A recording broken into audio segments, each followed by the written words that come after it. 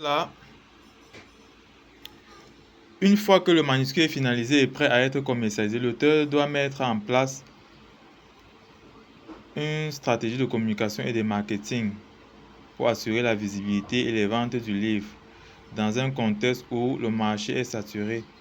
Entre parenthèses, plus de 80 titres publiés chaque année en France. Oui, bon, ça c'est le cas de la France.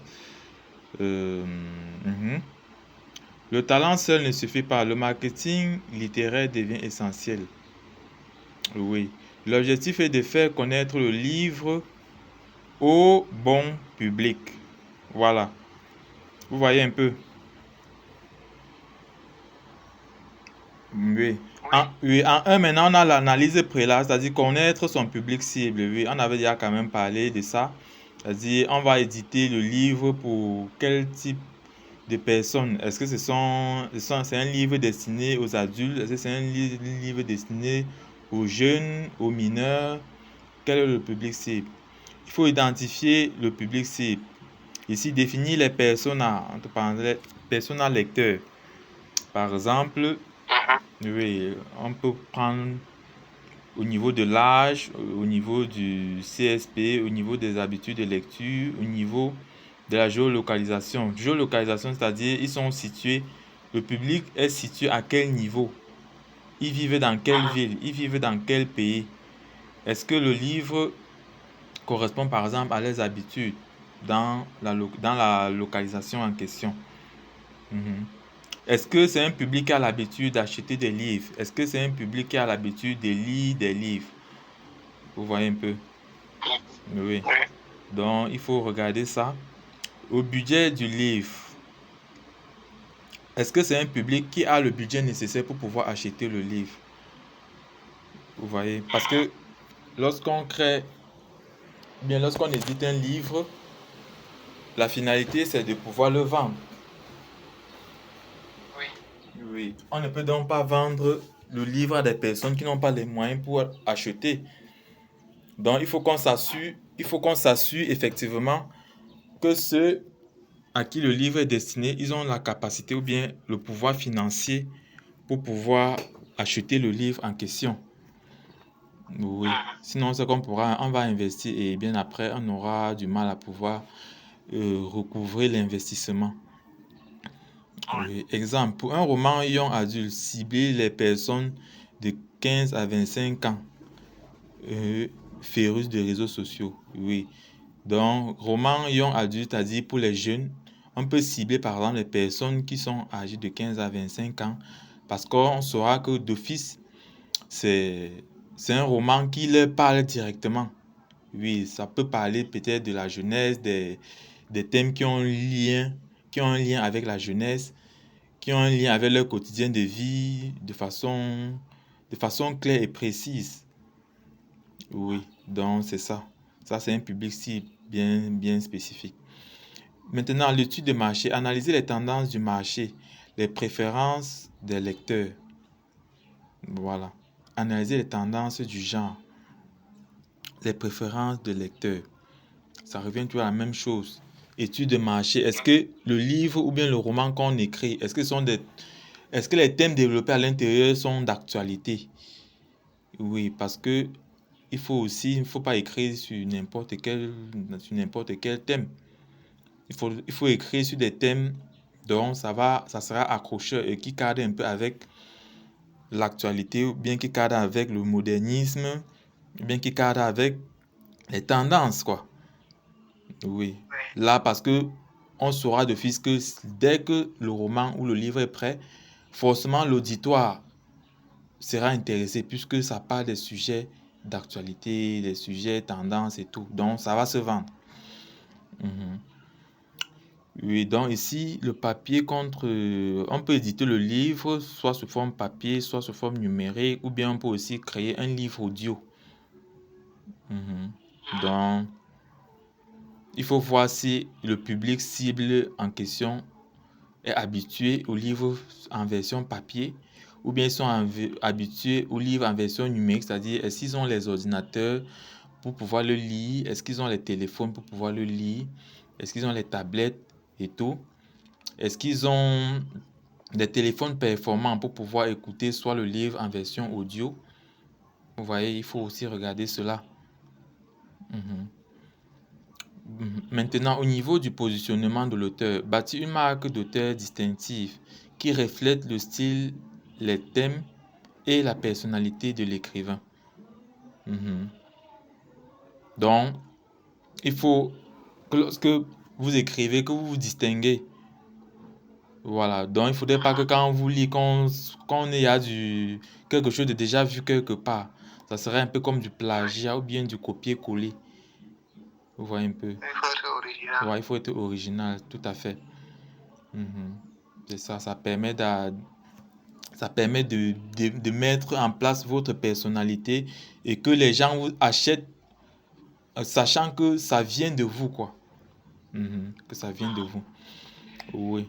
Bon, on ne refuse pas que parfois dans certains livres, où il peut y avoir des informations que vous avez prises quelque part pour étayer, mais il faudrait quand même que le livre soit à 80% ou 85% contenant des contenus qui viennent de vos recherches, quoi. Les 15% peut être euh, peut dire quoi, des petits paragraphes pris quelque part, rien que pour étayer un peu ce que vous voulez dire, ou bien pour mettre en lumière ce que vous êtes en train de défendre. Oui. Maintenant, en deux, nous avons les piliers du marketing littéraire. Présence en ligne professionnelle. Maintenant, les sites web d'auteurs. Oui, quand on édite un livre, on peut le vendre sur des sites web. On avait parlé précédemment de Amazon. Oui, on avait aussi parlé de la plateforme de Apple. Oui, qui vend aussi. Il y a aussi même Google Livres. Oui, c'est une plateforme où on peut vendre le livre. Mais ici, on parle du site web d'auteur comme Hub Central avec bio, extrait du livre, actualité, boutique de vente. Mhm. Donc, ça, c'est déjà là, Ça on veut est. dire que l'auteur peut mettre en place son site web à lui-même. Voilà, oui. L'auteur peut mettre en place son site web lui-même pour commercialiser son livre, c'est possible. Ou bien il peut aller dans un site web d'auteur comme Hub Central. Oui. Hub Central, c'est un site web pour les auteurs qui veulent publier les livres. Il part là-bas, il publie le livre. Je vois. Mhm. Voilà. Le SEO, le référencement naturel, optimisation des mots-clés liés aux gens et aux titres pour être trouvés sur Google. Oui, ça c'est toujours une façon de pouvoir mettre le livre en avant via la plateforme Google en utilisant le SEO aussi. Oui, c'est-à-dire vous allez utiliser les mots-clés qui ont trait au contenu qui est développé dans le livre. Cela va permettre à Google de pouvoir facilement mettre le livre en avant lors des différentes recherches des personnes. De telle sorte que quand on tape le nom du livre sur Google, oui, qu'on puisse facilement le trouver. Mhm. Oui, il y a aussi les blogs et les contenus réguliers. Oui, on peut aussi parler ou bien publier le livre dans un blog. Il y a même certains blogs où vous arrivez, il y a des livres à l'intérieur, vous lisez, vous lisez, vous lisez, mais à un certain niveau, on vous demande de payer pour pouvoir continuer à lire la suite. Vous voyez un peu. Ah, voilà, j'allais justement poser la question, c'est de publier tout le livre ou bien c'est comment? Oui, il y a des blogs qui le font, c'est-à-dire ils publient tout le livre dans leur blog, mais seulement ils restreignent certaines parties. Vous voyez un peu. Peut-être si le livre a, disons, 100 pages, ils vont soit laisser les 5 premières pages gratuites. Vous allez lire les 5 premières pages gratuitement. Maintenant, à partir de la sixième page, c'est bloqué en fait. C'est-à-dire pour lire la sixième page, soit il faut payer un montant pour pouvoir avoir accès à la suite. Vous voyez, non? Oui, et dans ce cas, donc, vous êtes obligé d'avoir des mots de paiement en ligne, peut-être avoir une carte bancaire, avoir un compte bancaire, vous voyez un peu, voilà, qui permettra de payer via les informations qui seront présentes sur le blog en question, qui permet de payer pour pouvoir continuer à lire la suite. Oui, il y a plein de blogs en ligne là qui le font. Il y a plein qui le font. Donc, ici, on dit partager des insights liés au livre, des coulisses d'écriture. Oui. Maintenant, au niveau de la newsletter, Canal Direct pour informer des fans des promotions, des événements, des précommandes. Oui, dans les newsletters ici, c'est un peu comme des canaux, comme ils le disent. Ça permet à informer les fans du livre ou bien faire des promotions sur le livre. Si peut-être le livre, si on a baissé le prix du livre, on informe des personnes à partir de la newsletter. Oui, s'il y a des événements autour du livre, on peut informer les lecteurs autour à partir de la newsletter. Oui, oui, effectivement aussi avec les précommandes. Avec les précommandes. S'il y a par exemple des précommandes, ça peut se faire via une newsletter. Les newsletters, c'est un peu comme des emails, vous voyez un peu. Oui, des emails pour informer l'auditoire concernant les événements, les promotions, les formations, les précommandes. Oui, c'est ça. Maintenant, au niveau de la stratégie de lancement, oui, ici on a 3 mois cruciaux. Le pré-lancement peut s'effectuer de 2 à 3 mois avant la sortie. Oui. Teasing sur les réseaux sociaux, publication de couverture, teasers, prise de précommande. Teasing sur les réseaux sociaux, c'est-à-dire on commence déjà à parler du livre dans les réseaux sociaux comme Facebook, comme TikTok, comme YouTube, Google, LinkedIn. Vous voyez un peu? Oui, on peut y parler de ça. On peut publier même déjà les couvertures du livre. On peut même publier quelques extraits du livre dans ces plateformes-là déjà pour susciter l'auditoire autour du livre. On peut publier les couvertures, par exemple, dans une page Facebook pour déjà mettre le livre en avant. Oui, on peut effectuer des prises de précommande via, par exemple, une page Facebook. Voilà, donc c'est ça. Maintenant, la semaine de lancement. Ici, la campagne intensive, les multi-canaux, les réseaux sociaux, les relations presse, les événements en ligne, voilà, et les événements en physique. Donc ici, à la semaine de lancement, alors les campagnes sont intensives, c'est-à-dire on multiplie les canaux, c'est-à-dire on va communiquer sur les réseaux sociaux. Oui, on va par exemple organiser les dédicaces. Vous voyez un peu. Oui, on va organiser les dédicaces, on va organiser des conférences, on va même organiser ceux qui font dans la presse écrite, c'est-à-dire les journaux. Oui, pour que les journaux puissent en parler de ça aussi. On organise des événements en ligne, comme en physique, en ligne, par exemple les conférences, par exemple dans un hôtel. En ligne, on organise peut-être des vidéoconférences sur Zoom, par exemple. Oui, sur des plateformes comme Zoom, on organise, on invite des gens, ils viennent, on parle du livre, on parle du contenu du livre et on incite des personnes à pouvoir acheter. Voilà, donc c'est ça. Ça, c'est dans la semaine de lancement. Maintenant, dans la semaine de post-lancement, ici, le maintien de l'élan avec promotion, l'analyse des résultats et la relance des ventes. Oui, on maintient de l'élan avec promotion. C'est-à-dire, ici, on va dire si le livre est en promotion, peut-être ça coûte 10 000 francs au lieu de 15 000 francs si vous achetez maintenant. Oui, on analyse les résultats. Quelles sont les potentielles personnes déjà prêtes à acheter le livre? Oui, quel est par exemple le montant dont le maximum de personnes est prêt à acheter le livre? Si par exemple, est-ce que les gens sont beaucoup plus intéressés à acheter le livre à 10 000 francs, à 7 000 francs, à 8 000 francs? Oui, donc il faudra regarder ces résultats-là pour voir le prix qui peut permettre à ce que le livre puisse être vendu facilement. Bon, c'est vrai qu'il faudra aussi regarder le coût de revient du livre parce qu'on ne peut pas aussi peut-être investir. Le livre, par exemple, ne peut pas revenir à, disons, à 8 000 francs pour éditer et maintenant on se retrouve en train de vendre le même livre à 8 000 francs ou à 7 000 francs. Non, c'est pas logique. Il faudrait quand même qu'on vende avec une marge bénéficiaire. Vous voyez un peu?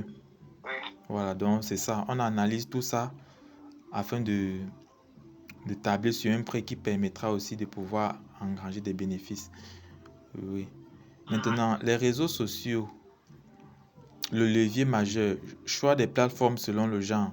Ici, TikTok, Instagram pour romance, young adult. Donc, en fonction des plateformes et selon le genre, on peut choisir TikTok et Instagram pour des romances, quoi. C'est-à-dire des livres qui ont trait à la romance, qui ont trait, par exemple, à la jeunesse, oui, qui parlent des contenus jeunes. On peut utiliser les canaux comme TikTok et Instagram pour communiquer sur le livre à l'intérieur. Les plateformes comme Facebook, Twitter pour les thrillers et policiers. Oui, c'est-à-dire les livres qui parlent par exemple de fiction, qui parlent d'enquête, qui parlent de suspense et tout. On utilise des plateformes comme Facebook et Twitter. LinkedIn et YouTube pour la non-fiction. Oui, c'est peut-être des livres qui parlent de ce qui tend vers la réalité, quoi. Qui parle un livre qui raconte une histoire réelle vécue par une personne. On peut utiliser une plateforme comme YouTube pour parler du livre. On peut utiliser LinkedIn pour parler du livre. Vous voyez un peu. Donc, c'est ça. Maintenant, les règles d'or. Ici, la qualité doit dépasser la quantité. Oui. Donc, quand on publie un livre, on se rassure d'abord de la qualité. Oui, le livre doit être attrayant, captivant, riche en contenu. Oui. Donc, ça ne sert à rien de produire, par exemple, bien d'éditer un livre volumineux dont la qualité du contenu n'est pas bonne. Vous voyez un peu? Oui, donc c'est ça. Donc, la régularité des posts, l'authenticité, l'interaction dans les 24 heures, les visuels soignés, les hashtags pertinents. Oui, ça, c'est toujours dans le cas des réseaux sociaux. Il faut publier, il faut regarder les interactions, il faut regarder les visuels. Est-ce que les visuels qui présentent le livre sont soignés? Est-ce que le livre est authentique? Est-ce que on publie régulièrement? Est-ce qu'on fait des posts réguliers concernant le livre? Est-ce qu'il y a des hashtags dans les réseaux pour pouvoir mettre le livre en avant? Oui, il faut s'assurer de ça. Maintenant, le budget publicitaire. Le budget publicitaire, quel est le montant qui est mis en place pour pouvoir payer par exemple une plateforme comme Facebook pour montrer le livre aux personnes afin qu'ils puissent l'acheter? Ici, on parle de 40% du budget marketing alloué aux pubs sur les réseaux sociaux. Exemple, Facebook Ads ciblant les lecteurs du genre. Voilà. Donc, lorsqu'on a déjà édité le livre, maintenant pour le commercialiser, il faut effectuer des campagnes publicitaires, par exemple sur Facebook. Vous voyez un peu? Oui, pour Facebook, pour faire connaître le livre et en arrière-plan, vendre le livre à ceux-là qui connaissent déjà ce livre-là. Oui, pour ça, on va par exemple dire, OK, on met par exemple un budget publicitaire de 200 000 francs pour un mois, de 50 000 francs pour un mois, de 100 000 francs sur un mois. Ça va dépendre en fait de la stratégie mise en place. Oui. Oui, quand on met dans ce budget, on booste le livre ou bien on lance une campagne publicitaire sur le livre. Voilà, ça permet déjà de vulgariser le livre sur le marché et de pouvoir le vendre facilement. Maintenant, au niveau des relations presse et médias, dossier de presse, kit médias professionnels, synopsis, bio de l'auteur, extrait visuel. Voilà, ça c'est les relations que on peut avoir avec la presse et les médias. La presse, c'est-à-dire les journaux, les médias, les chaînes de télévision, les radios. Donc, on doit avoir un kit média professionnel. Oui, on doit avoir une biographie de l'auteur. On doit avoir des extraits du livre. On doit avoir des visuels attrayants. Oui, pour pouvoir présenter le livre. On doit avoir des synopsis. Synopsis peut-être, c'est-à-dire un petit résumé du livre. Oui. Au niveau de la cible presse, la presse spécialisée par genre, la presse locale, les influenceurs littéraires, c'est-à-dire les booktubeurs, les bookstagrammeurs.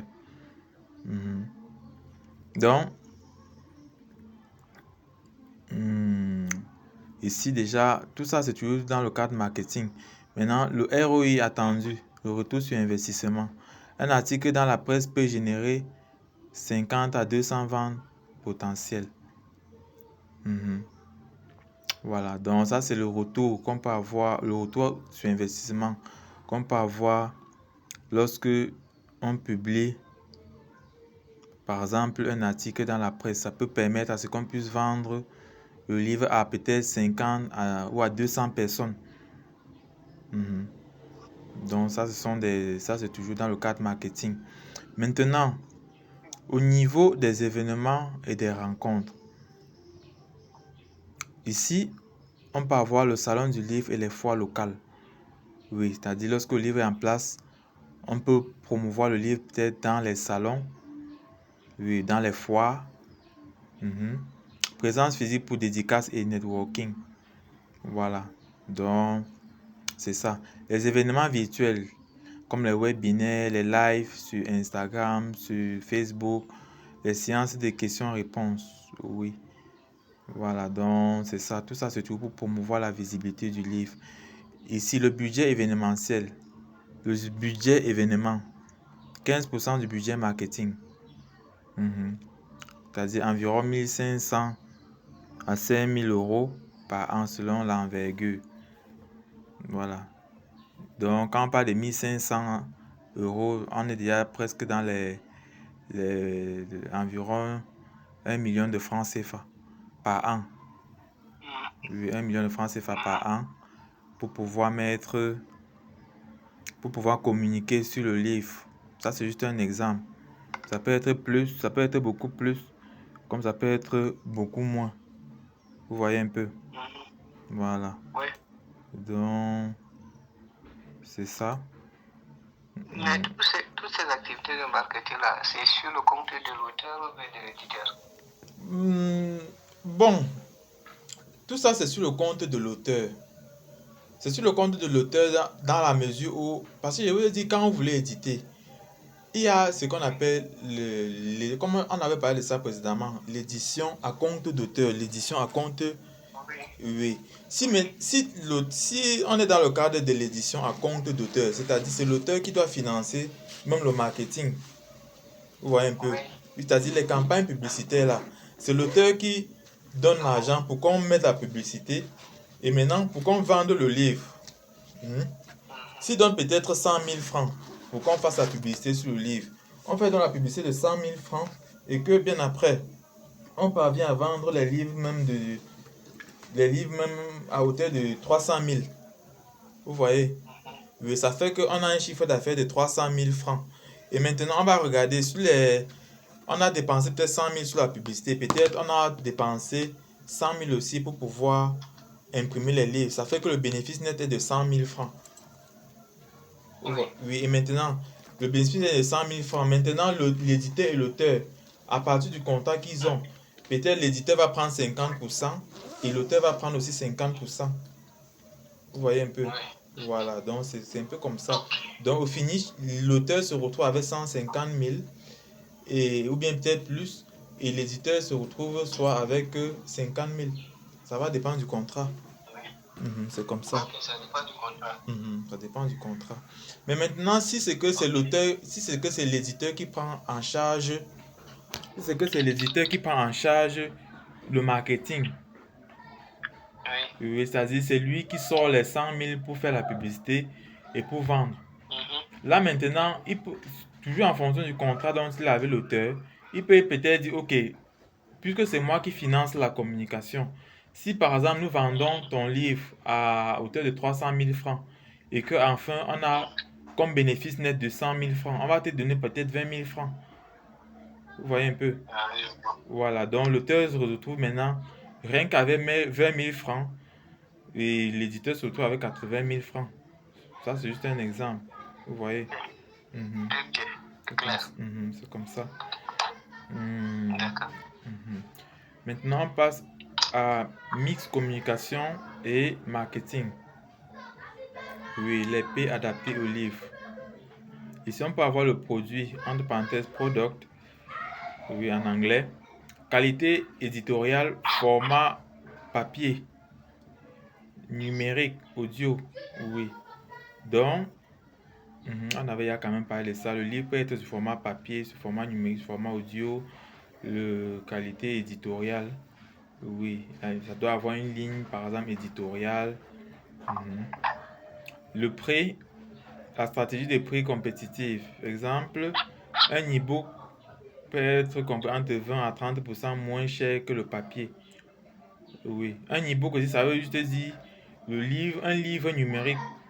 C'est-à-dire, c'est qu'on veut vendre le livre sous forme numérique, ça peut être moins cher entre 20 et 30%. C'est-à-dire, si le livre coûte, supposons, 20 000 francs version papier, version numérique, ça peut coûter 20% moins cher. C'est-à-dire, on prend 20 000 francs fois 20.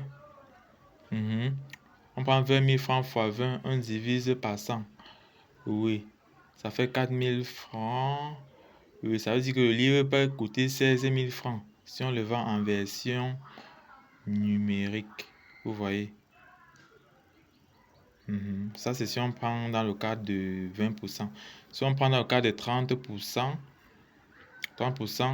on est dans les... on prend d'abord 20 000 francs fois 30%. Ça fait 6 000. Oui, on prend 20 000, on enlève 6 000, ça fait 14 000. Donc, on peut dire que si le livre est vendu sur fichier numérique, il coûte moins cher que s'il est vendu sur version papier. Vous voyez un peu? Oui. Donc, c'est ça. Maintenant, vous avez aussi la place de distribution. La place de distribution. Ici, la place entre parenthèses de distribution, les librairies physiques. Oui, les plateformes de vente en ligne comme Amazon, Apple Book, Google Play. Ce sont des endroits où on peut vendre le livre. On avait parlé de ça au chapitre précédent. Oui, on avait parlé de ça, c'est-à-dire on peut distribuer le livre sur Amazon, on peut distribuer le livre sur Apple Book, sur Google Livres, sur les sites d'auteurs, comme le site dont on a parlé plus haut. Oui. Maintenant, les promotions, entre parenthèses, communication, réseaux sociaux, relations presse, événements, publicité ciblée, entre parenthèses, Facebook, Amazon, Facebook Ads, Amazon Ads. Là, c'est là dans le volet communication. Oui, ça revient toujours à ce qu'on a expliqué antérieurement. Maintenant, il faut regarder aussi au niveau du budget et du ROI, retour sur investissement. Oui. Budget type pour un lancement, exemple 650 000 francs. Là, c'est un budget pour pouvoir... C'est juste un exemple. Hein? Oui. 40% réseaux sociaux, 20% création visuelle et vidéo, 15% relations presse, 15% pour les événements, 10% pour les outils.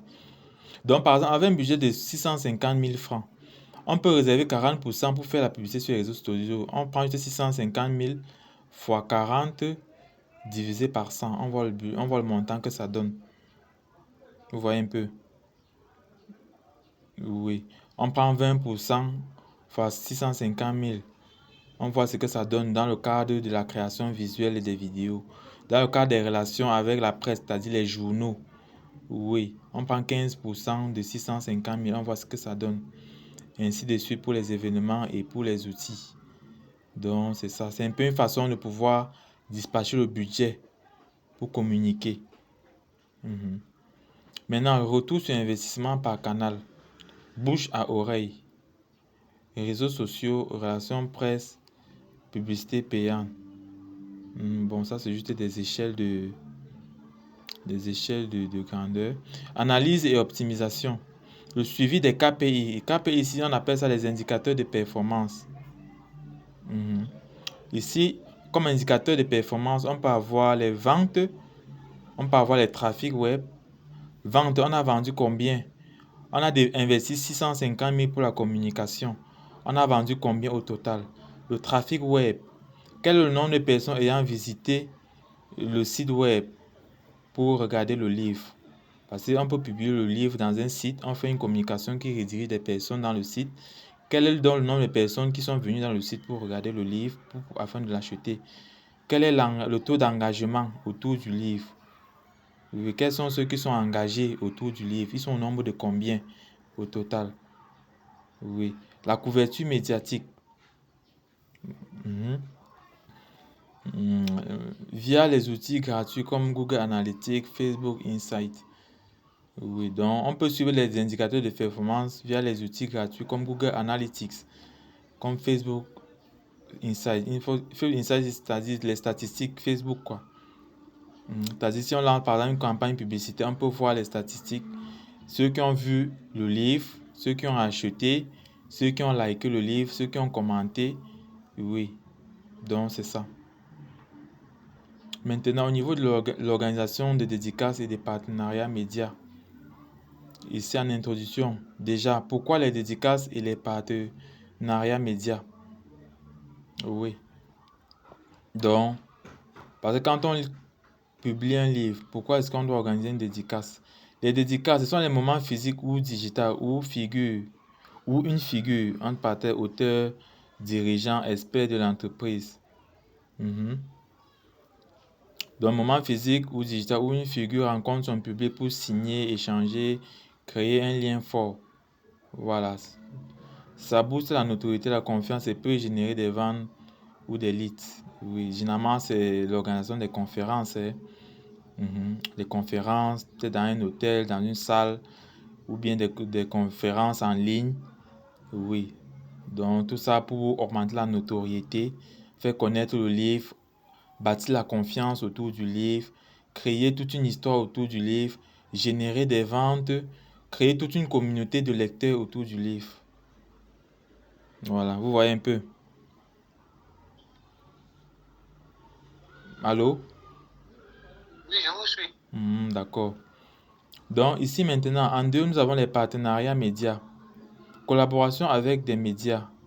Oui, la presse locale, la radio, les web TV. Les web TV, c'est-à-dire par exemple les pages Facebook où les gens publient peut-être des petits sketchs, des petites vidéos. Oui, on peut faire partenariat avec eux. On peut faire partenariat avec les influenceurs. On peut faire partenariat avec les blogs, ceux qui ont des blogs, les blogueurs. Oui, donc c'est ça. Tout ça pour mettre le livre en avant, pour vendre le livre. Ceci pour amplifier la portée de l'événement, entre parenthèses la dédicace, obtenir de la couverture presse, du contenu sponsorisé ou des relais. L'idée est de bénéficier de la crédibilité et de l'audience du média partenaire. Voilà, donc c'est ça. Tout ça entre tout dans le volet communication. Pré-planification et objectifs. Définir les objectifs. Ici, la notoriété et l'image. Positionner, bon, ici on a pris comme exemple, positionner Danny Vinchaud Plomberie comme expert dans le domaine de l'eau sûre. Oui, ça c'est juste un exemple. Donc, on doit travailler sur la notoriété et l'image du livre. Oui, tout ça revient toujours dans l'aspect communication. Génération des listes et des ventes. Les prospects collectés lors de la dédicace, par exemple, peuvent acheter les livres. Peuvent, par exemple, les devis, les inscriptions. Voilà. Les relations presse et visibilité média. Le nombre de retweets, de partages et les articles publiés. Par nombre de retweets ici, peut-être sur Twitter. Quelles sont les personnes qui ont retweeté, par exemple, le livre à maintes reprises, peut-être le titre de livre à maintes reprises. Combien de personnes ont partagé le livre, peut-être sur une plateforme comme Facebook, sur LinkedIn. Oui, donc c'est ça. Identifier la cible. Même démarche pour la pub Facebook. Segmentation géographique, démographique, centre d'intérêt. Donc on doit identifier la cible. On vend le livre à qui? Quels sont leurs comportements? Oui, on avait parlé de ça précédemment. Est-ce que c'est un auditoire jeune? Est-ce que c'est un auditoire vieux? Est-ce que ce sont les adolescents? Oui, il faut regarder ça. Exemple, les particuliers propriétaires, les entreprises locales. Est-ce que c'est un livre dédié aux entreprises locales, aux particuliers propriétaires, aux collectivités? Est-ce que c'est un livre dédié aux collectivités pour une dédicace? Il faut voir. Maintenant, il faut choisir le format de dédicace. Oui, le format peut être physique, par exemple en boutique, voilà, en showroom, une foire ou un salon, ou sur un chantier ouvert au grand public. Oui. Donc, ça, c'est au niveau du choix du format des dédicaces. Oui, on peut vendre dans une boutique, on peut vendre dans un showroom, toujours une boutique, dans une foire, un salon. Oui. On peut aussi utiliser le virtuel ou bien l'hybride. Par exemple, un live Facebook, on organise un live sur Facebook où on appelle des personnes pour se connecter et on parle du livre sur Facebook, sur un live Facebook, sur un live YouTube. On parle du livre pour amener des personnes à connaître le livre et par la suite passer des commandes. Dédicace en ligne avec possibilité de poser des questions, oui. Dans les lives là, on peut demander aux personnes de poser des questions pour savoir davantage sur le livre. Pourquoi est-ce que le livre a été écrit? Quelle est la finalité de ce livre? Oui, le livre résout quelle problématique? Le livre met en exergue quelle problématique qui peut aider des personnes. C'est dans les lives qu'on peut parler de ça. Envoi des goodies digitaux. Donc, c'est ça. Maintenant, au niveau de la constitution du partenariat média, ici, on peut avoir une sélection des médias partenaires. Les premiers critères, on peut avoir l'adéquation avec la cible. Radio locale très écoutée dans la région de l'entreprise. Oui, on peut soit utiliser les radios pour communiquer. On peut prendre une audience. On peut utiliser la crédibilité.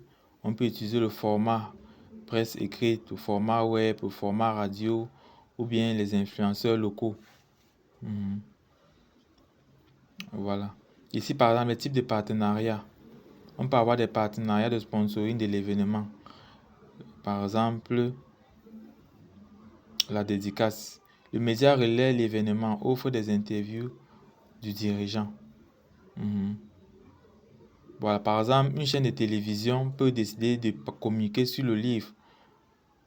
C'est-à-dire, ils sponsorisent la communication du livre. C'est-à-dire, chaque jour, ils vont par exemple organiser des émissions qui parlent du livre, déjà pour le faire connaître, et bâtir toute une communauté autour du livre, afin que les gens puissent passer des commandes, acheter.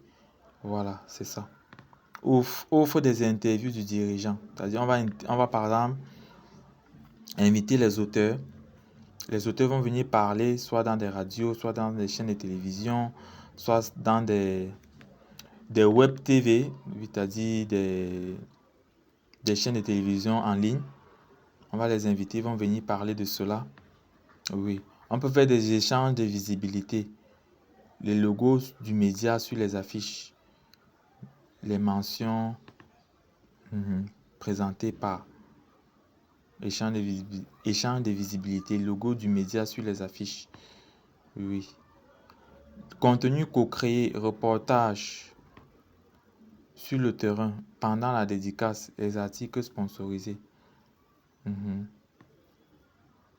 Voilà. Ici, maintenant, au niveau de la proposition de valeur pour le média, oui, l'audience qualifiée que le média peut toucher, les événements ciblés. Le contenu exclusif derrière les coulisses, par exemple, journée porte ouverte d'un nouveau forage. Voilà, donc on peut organiser des journées portes ouvertes pour pouvoir présenter le livre. On peut cibler des audiences qualifiées pour toucher des personnes qui sont concernées par les thématiques développées dans le livre. On a aussi la possibilité de retour par les goodies, les réductions pour les auditeurs, les lecteurs les acteurs de médias. Négociation et contractualisation simplifiée. Les accords sur les livrables, nombre de passages presse, diffusion du live, taille, logo, mention.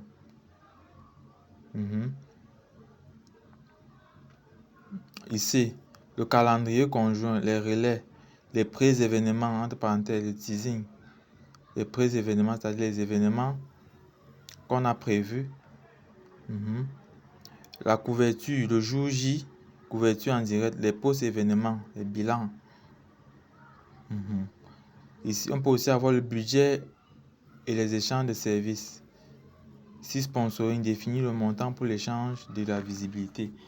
Oui, ça entre toujours dans le volet communication. On met combien pour communiquer sur le livre afin que ça soit visible et qu'on puisse vendre le livre.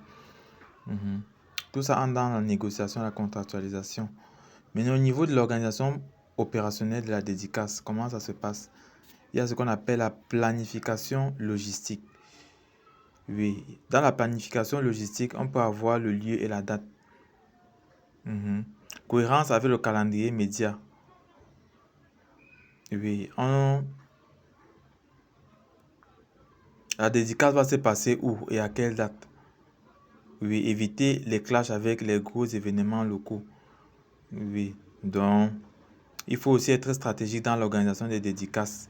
Il ne faudrait pas qu'on organise par exemple la dédicace lors des gros événements. Peut-être il y a un grand événement qui a lieu, on organise la dédicace en même temps. On aura du mal à pouvoir fidéliser ou bien à pouvoir concurrencer avec les gros événements, quoi. Oui, donc il faut éviter ça. Vous voyez un peu. Voilà, donc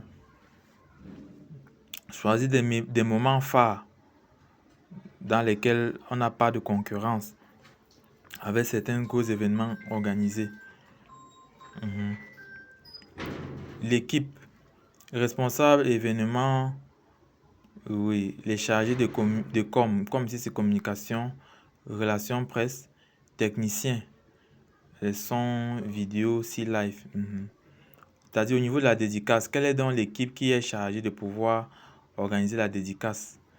On peut avoir un responsable des événements, celui qui organise l'événement, celui qui est chargé de communiquer sur l'événement, un technicien, celui qui va prendre la vidéo lors de la dédicace, qui va relever les sons, qui va prendre les images en live. Oui, il faut ça. Maintenant, au niveau de la dédicace, les supports. Quels sont les supports qu'on doit utiliser? On peut utiliser les affiches publicitaires, on peut utiliser les flyers, on peut utiliser les bannières web, par exemple sur des pages comme Facebook, YouTube. Voilà, on peut faire des affiches publicitaires qu'on va coller peut-être dans la ville, sur des plaques publicitaires, dans les carrefours. On peut faire des flyers dont on va distribuer, qu'on va partager peut-être aux personnes en pleine rue. Oui, on peut le faire.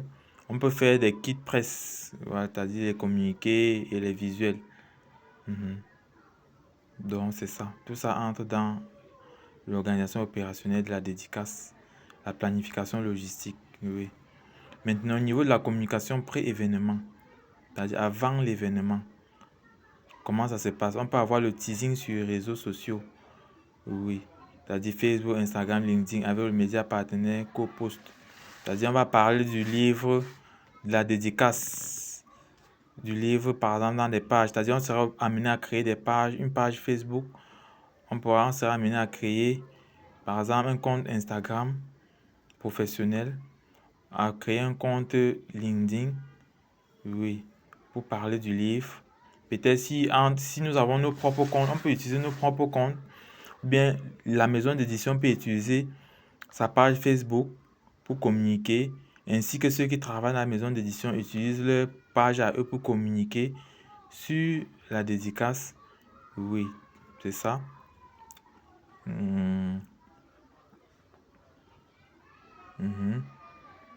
Partenariat média.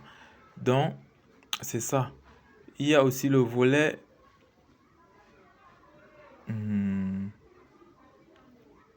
Nous avons aussi on a parlé de kit presse, communication pré-événement. On peut aussi avoir les press release. Ici, on a pris par exemple, Danny V Show Plomberie organise une dédicace, une journée découverte, envoyée aux contacts médias locaux. Oui, ça c'est la presse release. Envoyée aux contacts médias locaux, oui. Ici, incitation, Healing Bird, inscription gratuite, cadeau pour les premiers arrivés. Oui, ça c'est pour inciter des personnes. On peut par exemple demander aux personnes, ceux qui ont besoin du livre via une page Facebook, on leur demande de s'inscrire peut-être à une newsletter. On peut leur demander peut-être de s'inscrire sur un fichier déjà pour les permettre de pouvoir avoir le livre soit gratuitement ou peut-être pour les permettre de leur faire des promotions sur le livre, de leur faire des réductions. Oui. Cadeau pour les premiers arrivés ou bien pour partager le livre aux premières personnes qui se seront enregistrées. Oui. Ça, c'est tout dans la communication pré-événement. Oui. Maintenant, au niveau du jeu. Je constate que tous ces éléments qui sont cités là, ça rentre dans la communication, le marketing, la promotion, et que ce sont vraiment des détails techniques qui risquent pour ces éditeurs d'avoir une équipe spéciale pour ça, une équipe dédiée à ce travail. Oui, justement, il faudrait avoir une équipe. Justement. Et beaucoup plus, il y a des événements qui se font d'abord en ligne avant qu'il y ait des présentiels. Justement, il y a des événements qui se font en ligne. C'est ça. Donc il faut avoir il y a des pages. Oui, il faut avoir des pages. C'est-à-dire qu'à la maison d'édition doit déjà avoir sa page dans laquelle elle communique déjà sur le livre. Vous voyez? Oui, communiquer sur des pages. La page peut être sur Facebook, sur Instagram, sur LinkedIn. On peut aussi avoir une chaîne YouTube. Vous voyez un peu. Voilà. Maintenant, au niveau du programme, au niveau du jour du déroulé de la dédicace, on peut avoir l'accueil et l'enregistrement des participants. Oui, collecte de leads, email, téléphone. Oui, ça c'est déjà le jour de la dédicace. On relève les informations sur des personnes qui sont venues. Peut-être le nom, la profession, le quartier, ce qu'ils font dans la vie, leur adresse email, leur numéro de téléphone. Oui. On peut avoir aussi le programme. Quel est le programme du jour? La présentation ou bien la démo ou bien la démonstration. Exemple, le fonctionnement d'un forage. Temps de dédicace, signature de documents, photos, intervention du média partenaire, interview live. Ça, c'est le jour de la dédicace. Le jour de la dédicace, on peut décider peut-être de faire intervenir un média, peut-être une chaîne de télévision, oui, pour une interview live. C'est-à-dire la chaîne de télévision va interviewer l'auteur, interviewer les acteurs de la maison d'édition. On va sortir toute une vidéo, tout un live dessus qu'on pourra par exemple publier ou bien faire passer comme reportage à la télévision. Oui. Maintenant, au niveau des goodies ou bien les échantillons, le reflet de l'expertise, on peut avoir un mini guide. Comme exemple, dans le cas de Danny Vécho Plomberie, au-dessus, stylo avec logo. Oui. Ça, c'est toujours dans le branding. Le branding. C'est-à-dire, on peut personnaliser peut-être des stylos. On peut personnaliser des stylos avec, par exemple, le nom du livre dessus, qu'on va distribuer aux personnes au jour de la dédicace.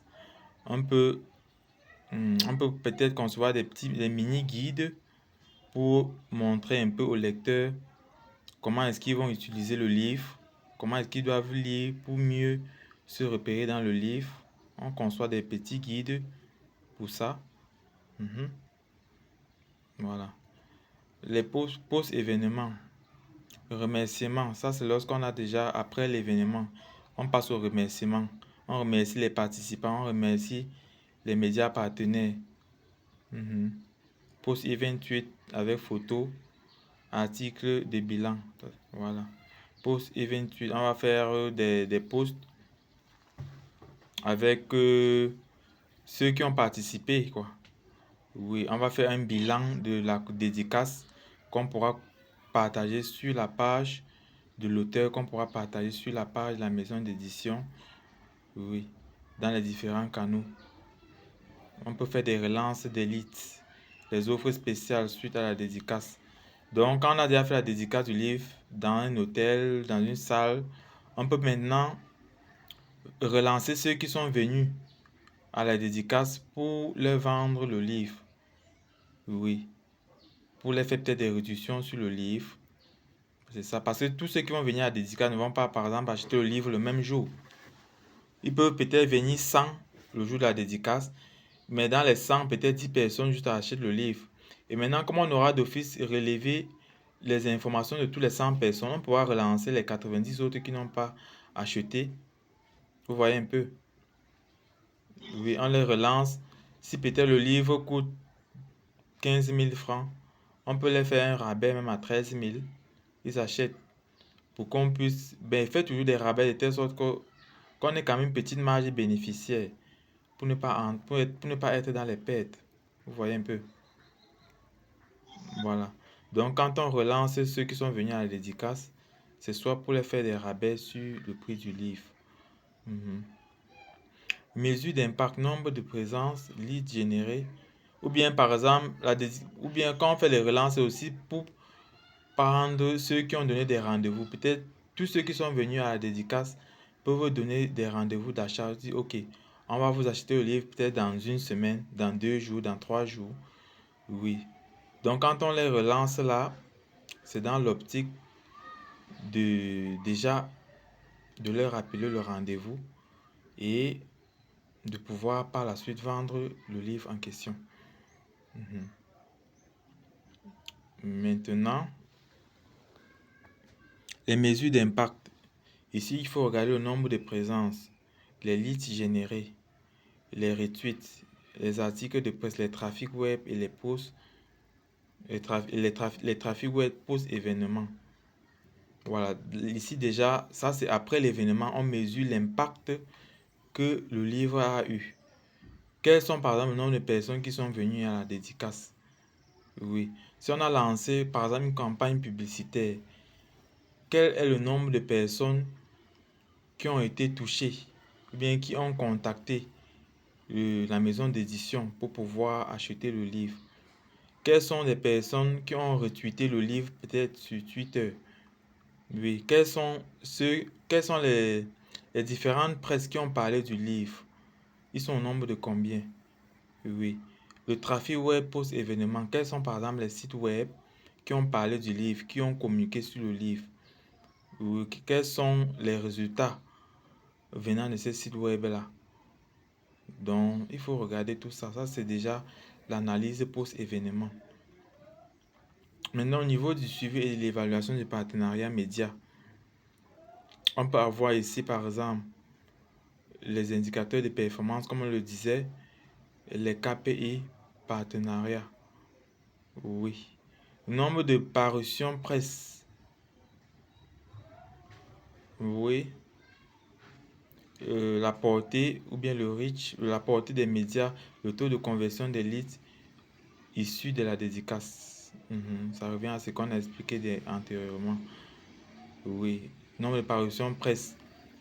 On a publié le livre dans combien de presse et à quelle fréquence? Quel est le taux de conversion par rapport à une campagne publicitaire qui a été lancée sur le livre? Maintenant, au niveau de la satisfaction, questionnaire rapide auprès des participants et du média partenaire. Quelles sont les améliorations qu'on peut effectuer dans le cadre du livre? Oui, donc quand les gens ont déjà acheté, les gens ont lu, on reprend maintenant les retours pour peut-être pouvoir sortir, pour pouvoir peut-être améliorer le livre, ou bien sortir un tome 2, ou bien pour corriger certaines choses. Vous voyez un peu.